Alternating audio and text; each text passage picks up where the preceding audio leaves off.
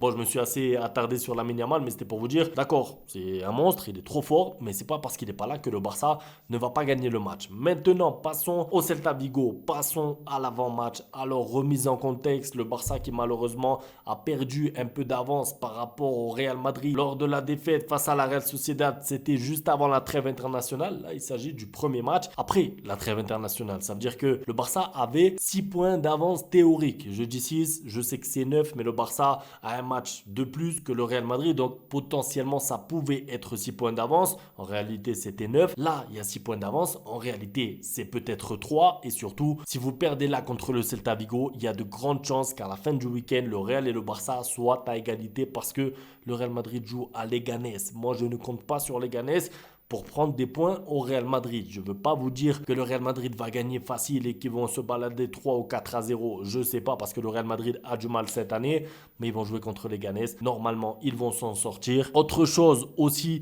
l'arbitre. On connaît l'arbitre. Malheureusement, c'est celui qui avait refusé un but, qui était rentré. En fait, il y a toujours des antécédents. C'est pour ça que je vous dis, moi, ne regardez pas qui arbitre pas. On va juger l'arbitrage, bien sûr, dans le match. Je sais ce qui s'est passé contre la Real Sociedad. Le but, est-ce qu'il était hors jeu, pas hors jeu de Lewandowski? On va pas revenir sur la polémique. En fait, ce que je veux vous dire, c'est qu'il faut avancer. Il faut avancer. On va pas rester à parler d'arbitrage. Lamine Yamal blessé. Arbitrage, Lamine Yamal blessé tous les jours. Il faut que le Barça soit concentré sur l'objectif qui est gagner son match contre le Celta Vigo en étant supérieur. Si ensuite il y a encore des polémiques incroyables, on sera là pour le dire. Mais je fais confiance. Enfin, je fais pas confiance à la Liga, mais ce que je veux vous dire, c'est que parler d'arbitrage le lundi, le mardi, le mercredi, moi, ça me fatigue. Donc voilà, le Barça a perdu des points contre la Real Sociedad. La Real Sociedad, de toute façon, globalement, avait été meilleure pour moi, en tout cas, que le Barça.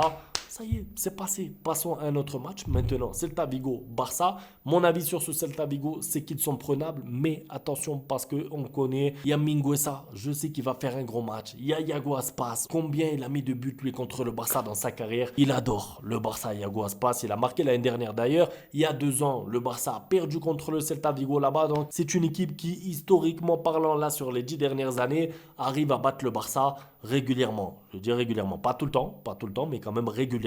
Et on sait que Yago Aspas peut se transformer en R9 à n'importe quel moment du match. Donc c'est une menace. Au-delà de ça, le Celta Vigo, il faut s'attendre à un match un petit peu comme la Real Sociedad parce que c'est une équipe qui met beaucoup d'intensité. Si vous êtes endormi lors du début du match, si vous êtes trop passif, si vous vous faites prendre dans le dos, vous allez vous faire mener au score et ensuite pour retourner le match là-bas au Celta Vigo, stade plein, Yago Aspas, Mingueza Prime, ça va être trop difficile. Donc l'intensité, l'entame de match, ça va être la clé, les clés du match. Concernant un pronostic, après je passe à mon 11 idéal, donc sans Lamine Yamal. Le pronostic, alors c'est avec une ibet, 100 € offert